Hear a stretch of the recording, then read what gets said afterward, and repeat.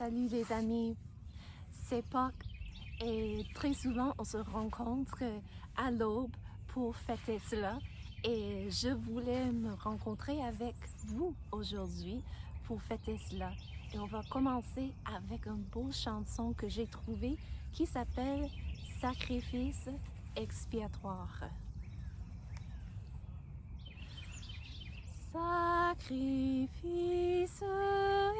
expiatoire, trépas qui fait mon bonheur. En toi je mettrai ma gloire, la croix de mon Rédempteur. Son amère passion font que dans l'affliction, loin de succomber mon âme, dans feu tout divin s'enflamme. Éteins à mes yeux ta pompe et ton faste ô mon devin. J'ai pour ton éclat qui trompe un juste et profond dédain. Mais la croix du Rédempteur fait mon suprême bonheur. Et j'en chéris la mémoire comme un gage de ma gloire. C'est ton nom que je réclame, ô Jésus qui meurt pour moi. Regarde en pitié mon âme et viens calmer mon effroi. Dis-lui que tous ses péchés à ta croix sont attachés, que ta mort qui les expie devant Dieu me justifie. Ô toi qui donnes la vie pour me sauver du péché, fais Seigneur, je t'en supplie, que du monde détaché, je te consacre mon cœur et qu'ainsi divin Sauveur, j'éprouve enfin de ta grâce la puissance et l'efficace. C'est beau, n'est-ce pas? Mais pourquoi est-ce qu'on se rencontre à l'aube pour fêter Pâques et pour célébrer ce beau jour? Sais-tu pourquoi? Est-ce que c'est juste pour voir le soleil se lever et les belles couleurs? Mais on peut faire cela n'importe quel jour. Est-ce que c'est pour entendre les oiseaux et leurs beaux chants qu'on entend en ce moment? Mais les oiseaux chantent tous les jours. Donc, on peut le faire n'importe quel jour. Pourquoi à Pâques, on se rencontre à l'aube? Mais c'est pour fêter ce qui est arrivé à l'aube pour la première Pâques. Connais-tu bien l'histoire? Il y en a qui ont déjà entendu l'histoire plein de fois, il y en a d'autres qui connaissent un peu moins bien. Mais comme la plupart des personnes qui se rencontrent à l'aube pour fêter Pâques, on va lire encore l'histoire que Dieu nous a donnée dans sa parole. Donc, pour commencer, il faut comprendre que Dieu est parfait. et que le ciel où il habite sont chez lui. C'est un lieu parfait. Laisse-moi te lire des versets qui nous décrivent le ciel et comment on se trouve chez Dieu.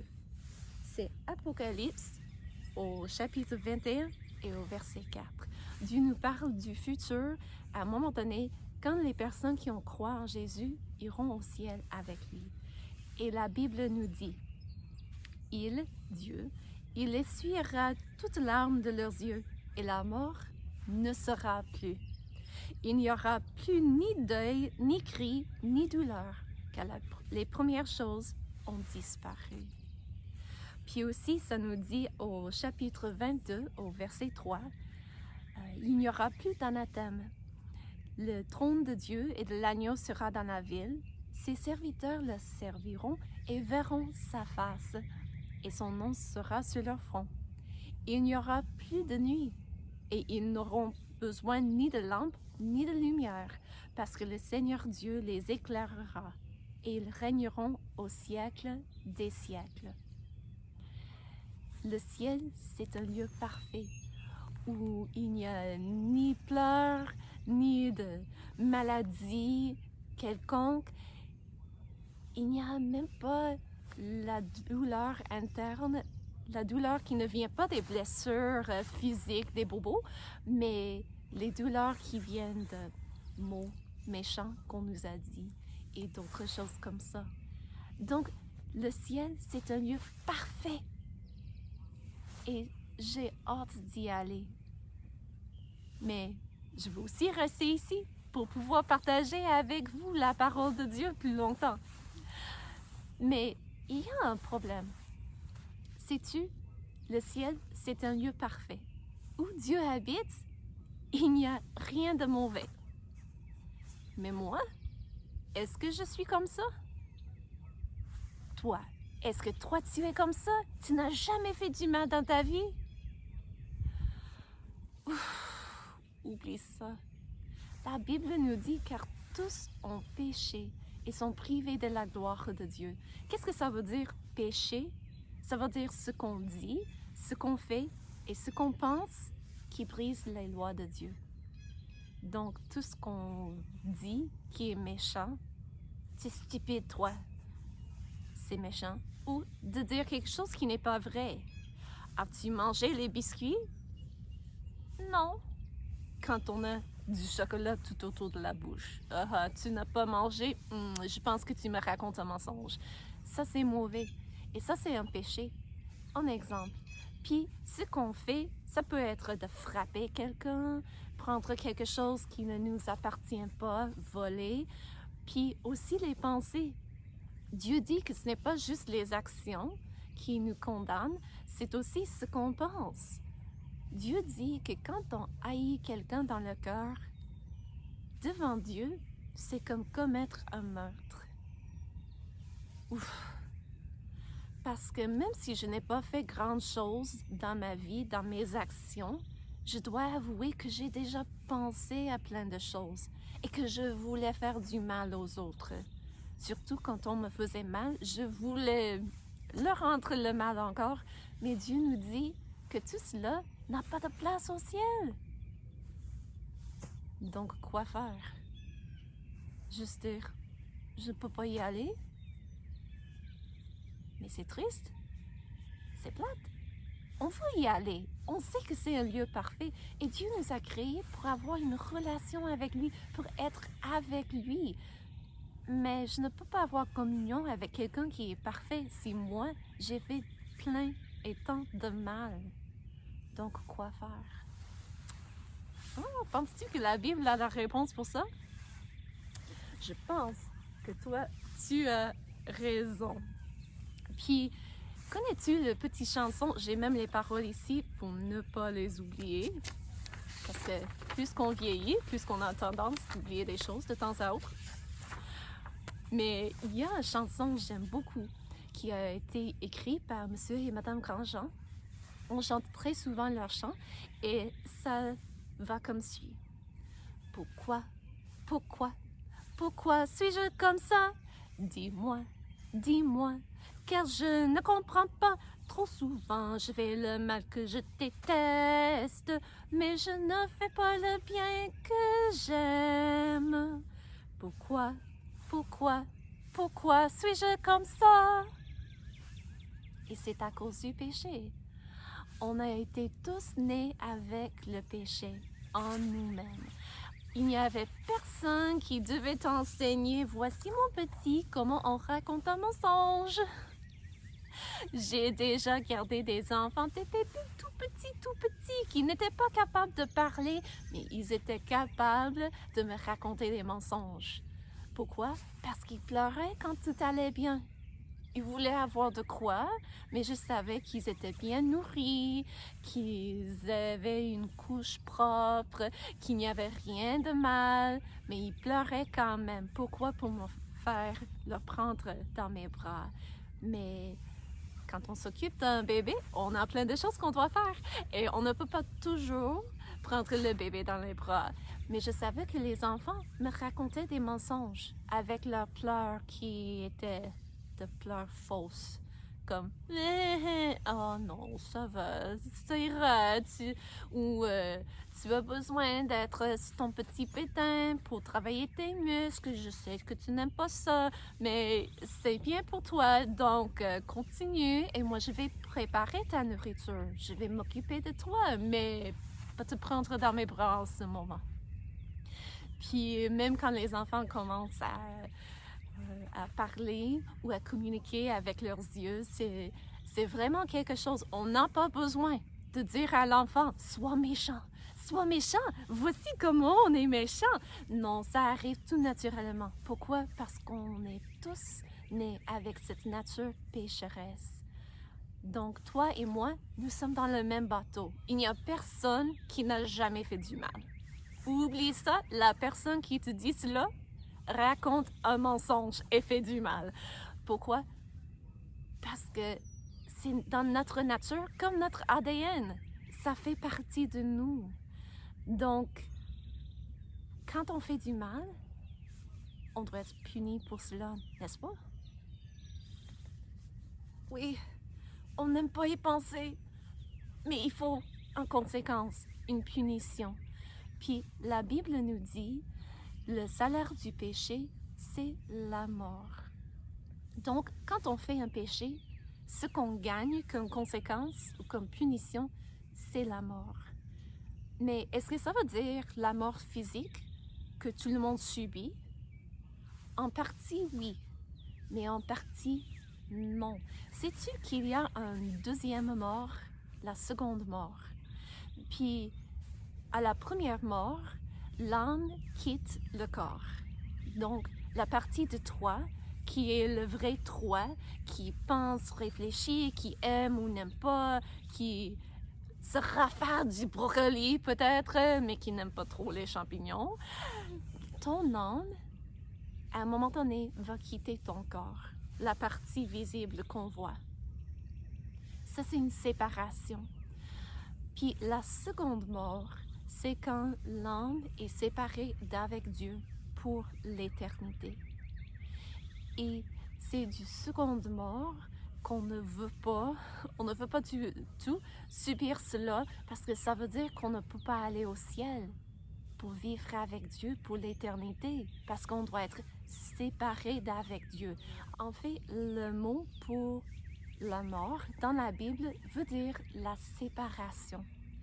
Donc, on peut comprendre que quand on subit la première mort, le corps et l'âme se séparent.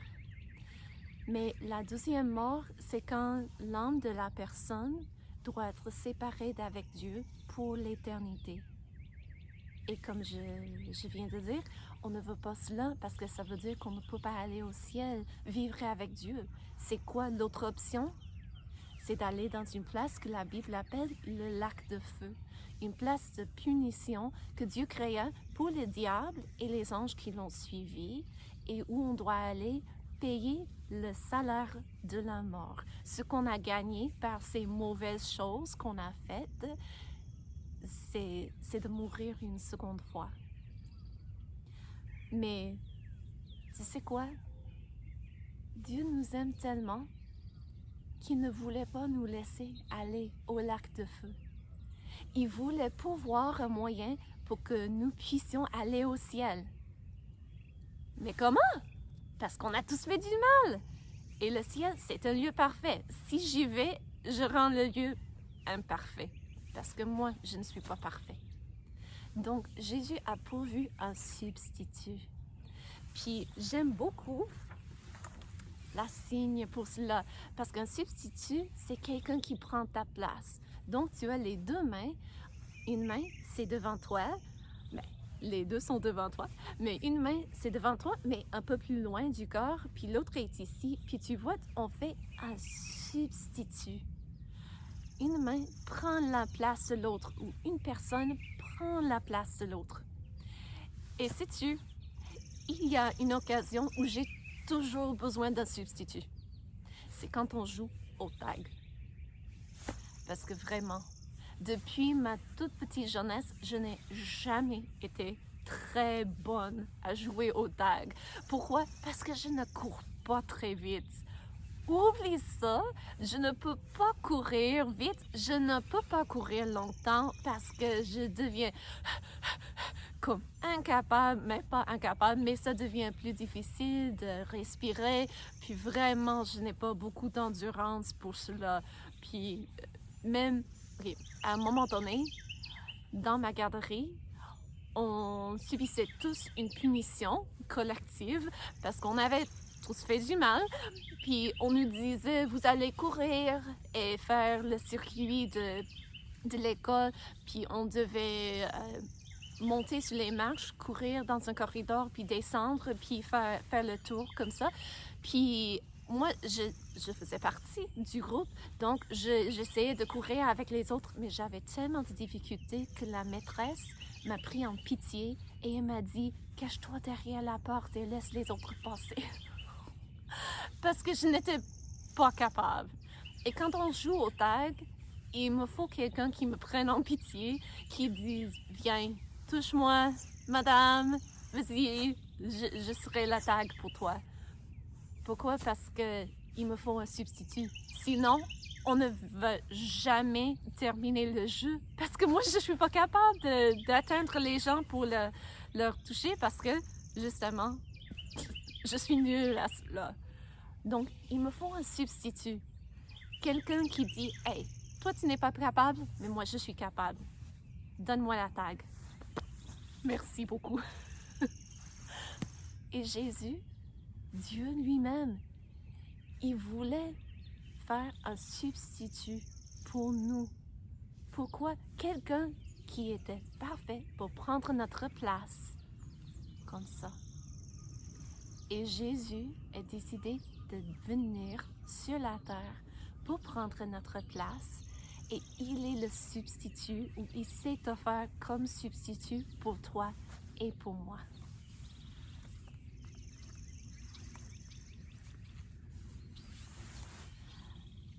Donc, je veux chanter avec toi encore un chant. Peut-être que toi, tu le chantes à l'église. On verra. Sinon, tu peux le regarder dans le livre de Célébrons Dieu. Mais ça parle de ce que Jésus a fait pour nous.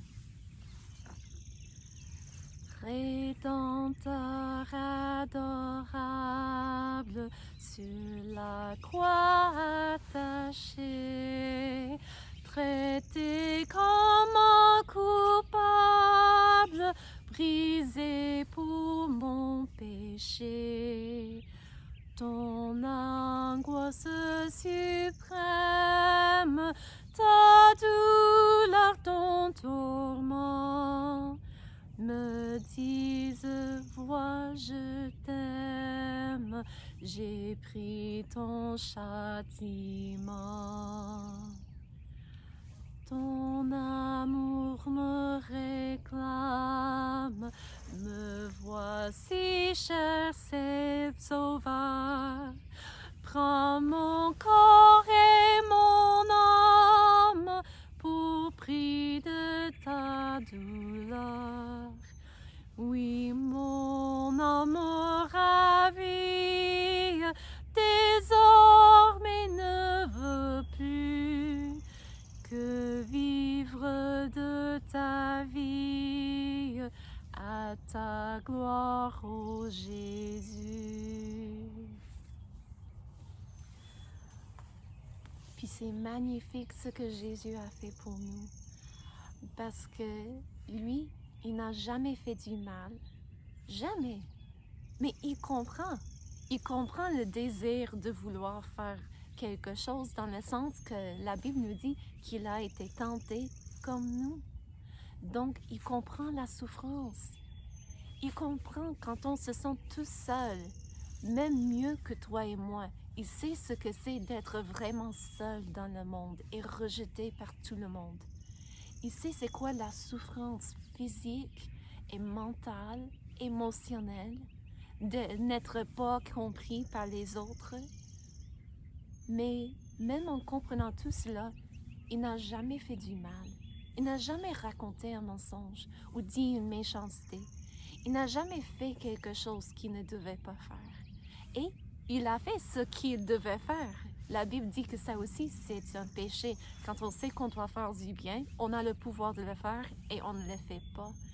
Mais Jésus, quand il avait l'opportunité, il faisait le bien. Puis il n'a jamais, et je ne peux pas comprendre cela, mais il n'a jamais pensé au mal ou une chose qui n'était pas propice. Lui, il n'a jamais fait du péché, du tout, jamais. À 100%, il est parfait. Puis il s'est offert comme substitut. Et en tant que substitut, il était un substitut parfait.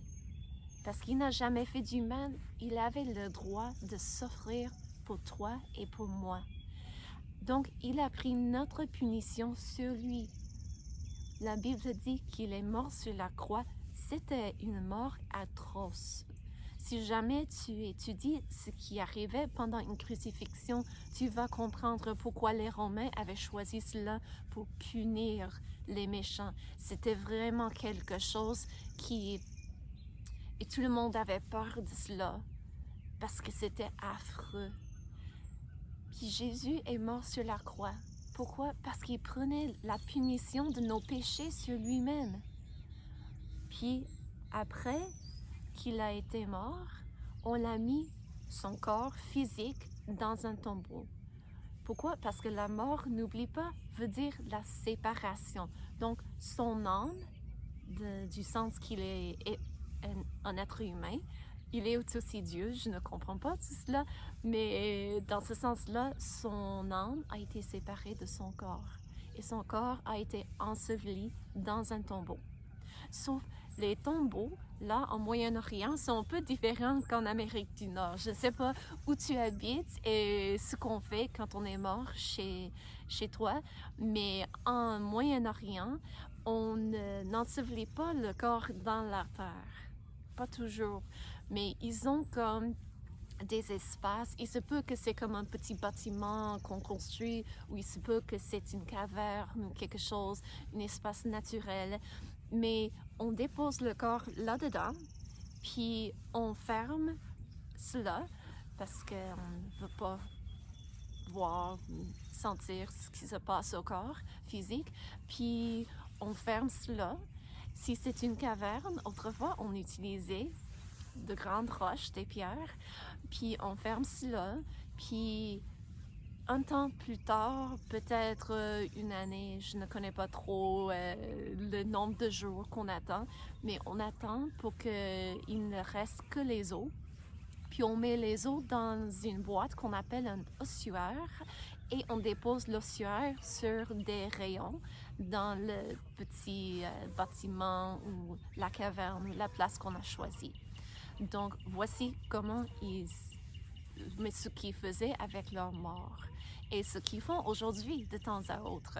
Même aux États-Unis, j'ai déjà entendu parler de ces pratiques-là et je me suis dit, mais pourquoi? Mais c'était dans un endroit où ils avaient très souvent des inondations, puis l'ensevelir dans la terre ne fonctionne pas très bien. Donc, ils ont eux aussi ce petit genre de bâtiment où on dépose les os de la personne qui est décédée. Donc, quand Jésus est mort, c'était juste avant une fête juive où il ne fallait pas travailler.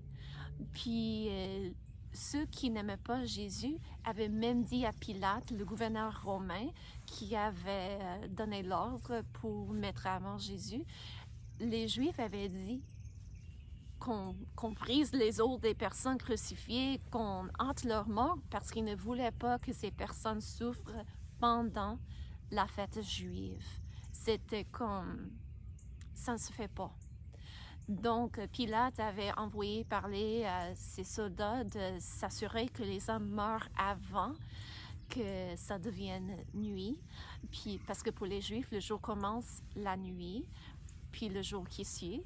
Et les soldats, ils ont brisé les os des deux qui ont été crucifiés avec Jésus pour hâter leur mort. Mais quand ils sont arrivés à Jésus, il s'était déjà rendu l'homme. Donc, ils n'ont pas brisé ses os, mais ils ont juste s'assuré qu'il était bel et bien mort. Et on a pris son corps. C'était un homme qui s'appelait Joseph d'Arimathée, qui a demandé la permission auprès du gouverneur pour prendre le corps de Jésus. Puis, il l'avait mis dans une place qu'il avait préparée pour lui-même pour sa mort. Donc, c'était une place toute neuve, il n'y avait pas d'autres corps là-dedans et on avait déposé le corps de Jésus. Sauf, on n'avait pas du temps pour faire tout ce qu'on avait l'habitude de faire parce que c'était presque la nuit s'en venait et il fallait terminer avant la fête juive. Donc, après la fête juive, le matin, des femmes se sont rendues au tombeau pour faire ce qu'elles auraient fait si elles auraient eu le temps avant. Puis, la Bible nous donne tous ces détails. Et dans le livre de Marc, au chapitre 16, la Bible nous dit « Lorsque le sabbat fut passé, la fête juive tombait sur le sabbat ou le samedi. Donc, lorsque le sabbat fut passé, Marie de Magdala, Marie, mère de Jacques, et Salomé achetèrent des aromates afin d'aller embaumer Jésus. Parce qu'on avait l'habitude, le pratique de mettre des aromates ou des herbes autour du corps d'une personne qui est morte. Le premier jour de la semaine, c'est quoi le premier jour de la semaine? Le dimanche. Elles se rendirent au sépulcre de grand matin, comme le soleil venait de se lever.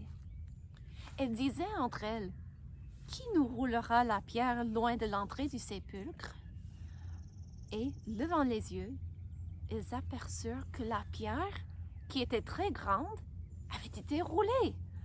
Elles entrèrent dans le sépulcre, virent un jeune homme assis à droite, vêtu d'une robe blanche, et elles furent épouvantées.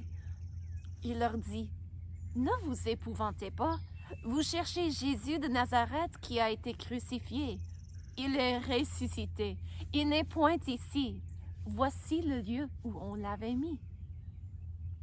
Mais allez dire à ses disciples et à Pierre qui vous précède en Galilée. C'est là que vous le verrez, comme il vous l'a dit. » Elles sortirent du sépulcre et s'enfuirent. La peur et le trouble les avaient saisies et ne dirent rien à personne à cause de leur effroi. Puis, la Bible continue à nous expliquer ce qui est arrivé parce qu'on ne comprenait pas, on avait peur parce que ressusciter des morts. As-tu déjà vu quelqu'un ressusciter des morts? C'est très rare. La Bible nous donne quelques exemples que Dieu a permis, mais toujours, c'était Dieu qui utilisait quelqu'un pour faire ce miracle. Mais une personne qui puisse se ressusciter des morts, ça n'arrive pas. Sauf si c'est Jésus. Parce qu'il est Dieu. Donc la mort ne peut pas emporter sur lui. Lui, il contrôle même la mort et il l'a conquis. Puis à cause de cela, nous pouvons avoir confiance que quand il dit que quiconque qui croit en lui sera sauvé, on peut avoir confiance qu'il va garder sa parole. Il est capable de le faire.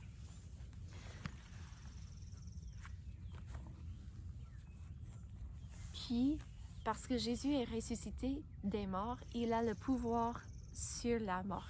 Oh, j'ai oublié que je voulais vous lire encore un verset ou deux.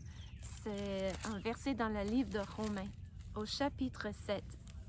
Puis c'est très intéressant parce qu'ici, l'auteur, Dieu a utilisé Paul pour écrire cela. Et Paul était quelqu'un qui, on dirait qu'il était un bonhomme, mais pas un bonhomme, mais qu'il avait fait beaucoup de bonnes œuvres pendant sa vie. Mais écoute bien ce qu'il dit. Il dit, misérable que je suis. Oh, excuse, je dois reculer un petit peu. Il dit, car je prends plaisir à la loi de Dieu selon l'homme intérieur. Donc, dans mon âme, mes pensées, j'aime la loi de Dieu. Je vois que c'est bien. Mais je vois dans mes membres une autre loi qui lutte contre la loi de mon entendement et qui me rend captif de la loi du péché qui est dans mes membres. Donc, dans mon corps, mes membres, même si je sais que quelque chose est bien, je fais le mal quand même. Puis il dit, misérable que je suis, qui me délivrera de ce corps de mort? Et c'est quoi la réponse à la question? Grâce soit rendue à Dieu par Jésus-Christ, notre Sauveur. C'est Jésus qui peut nous libérer de la conséquence de nos péchés. Et comment est-ce qu'il fait cela? Il s'est offert un substitut. Mais est-ce que ça veut dire que tout le monde maintenant va aller au ciel à un moment donné? Dieu ne fait pas de robots. Dieu nous donne toujours le choix personnel. Si on n'avait pas le choix, on serait des robots programmés pour faire quelque chose. Mais Dieu ne fait pas de robots. Donc, pense-y, dans le jardin, au début, quand Dieu créa le monde et tout avait été parfait, et il avait mis Adam et Ève dans le jardin, il leur a donné le choix. Ils pouvaient décider de croire à Dieu et de lui obéir, ou de manger de l'arbre, de la connaissance du bien et du mal, et de désobéir à Dieu et de faire leur propre volonté. C'est ce qu'ils ont fait, c'est ce que nous faisons tous, mais Dieu a pourvu un moyen pour être pardonné en s'offrant comme substitut sur la croix. Et la Bible nous dit, crois au Seigneur Jésus et tu seras sauvé. Sauvé de quoi? Sauvé de la seconde mort, de la punition que toi tu avais méritée et que moi j'avais mérité en faisant du mal. Puis,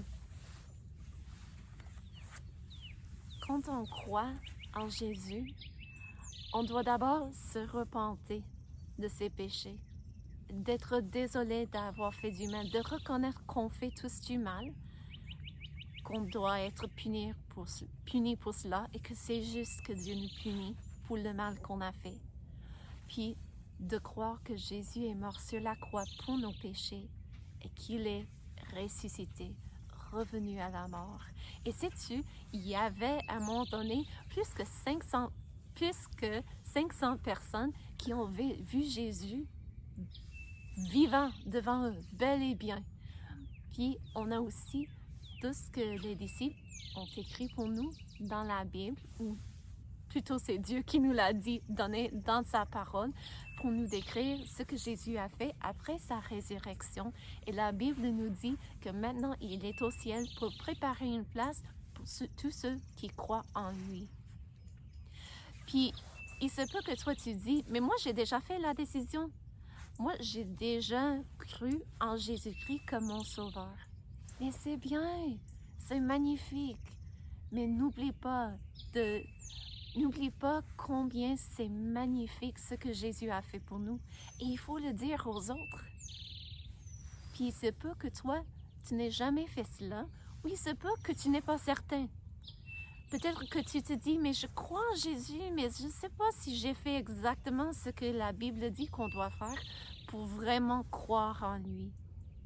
Sais-tu, c'est un bon moment de penser à cela, réfléchir là-dessus et de chercher de l'aide pour s'assurer qu'on a fait ce que la Bible dit. Puis sais-tu, quand j'étais tout petit, on m'avait dit de prier une prière et je l'ai fait. Mais plus tard, j'avais des doutes, j'avais des questions. Est-ce que j'ai bien compris? Est-ce que j'ai fait exactement ce que la Bible dit qu'on doit faire? Je n'étais pas certaine. Et sais-tu, à un moment donné, je me suis dit, il faut régler ça. Voyons, il faut régler ça. Puis il se peut que j'avais cru quand j'ai prié, quand j'avais 6 ans, mais je ne suis pas certaine. Mais je peux m'assurer d'être certaine dès aujourd'hui. Puis Dieu a travaillé dans mon cœur pour m'aider à comprendre que ce n'était pas à moi de comprendre tout ce que la Bible dit. C'était à moi de repentir de mes péchés, de dire à Dieu que je reconnaîtrais que j'avais fait du mal et de demander à Jésus de me pardonner et de croire à lui.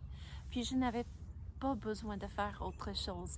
Donc, quand j'avais 10 ans, j'ai prié encore cette fois-ci, mais avec un peu plus de compréhension. Ce n'est pas nécessaire de prier plus qu'une fois, mais pour moi, il fallait juste que je règle cela, que je m'assure que j'avais fait ce que la Bible dit de faire. Et sais-tu, je ne regrette pas cela. Donc, si tu as des questions, si tu n'es pas certain, demande à Dieu de te guider. Demande auprès de tes parents, un pasteur, un moniteur ou une monitrice à l'école du dimanche. Demande auprès de quelqu'un de te montrer les versets dans la Bible et de t'aider à comprendre. Parce que vraiment, on aime fêter Noël, l'Action de grâce, les autres fêtes, mais la fête plus importante dans la vie, c'est Pâques. Parce que c'est à cause de la résurrection de Jésus que nous pouvons être pardonnés de nos péchés. Car quiconque croit au Seigneur Jésus sera sauvé, nous dit la Bible dans le livre des Actes. Puis pour terminer, on a encore un chant, parce que j'aime chanter. Et toi? Surtout quand je pense à tout ce que Dieu a fait pour moi. Je veux lui louer, vraiment. Donc, voici un autre cantique qu'on peut se trouver peut-être dans ton livre de cantiques, peut-être pas. J'ai dû fouiller en ligne pour trouver cela, mais je trouve que c'est tellement beau, je voulais le chanter avec toi. Donc, ça s'appelle « Gloire au Christ victorieux ».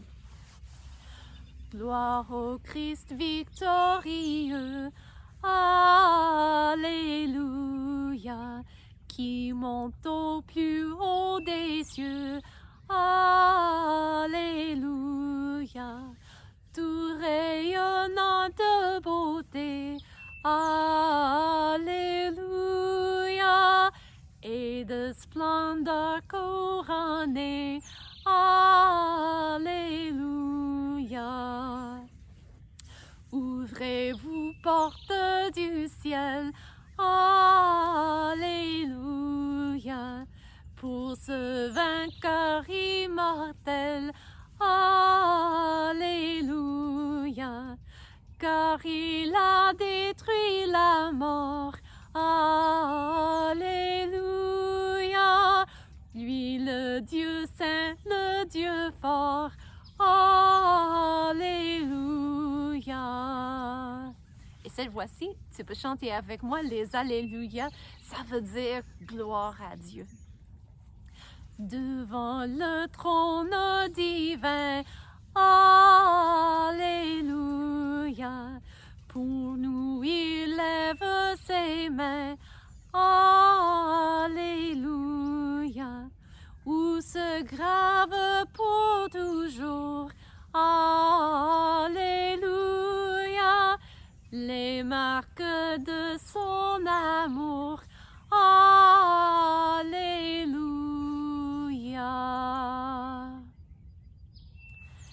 Je suis très contente que tu as passé ce moment de Pâques avec moi et je te souhaite une joyeuse Pâques, que tu comprennes vraiment pourquoi Jésus est venu sur la terre. Donc, Dieu voulant, à la prochaine. Au revoir.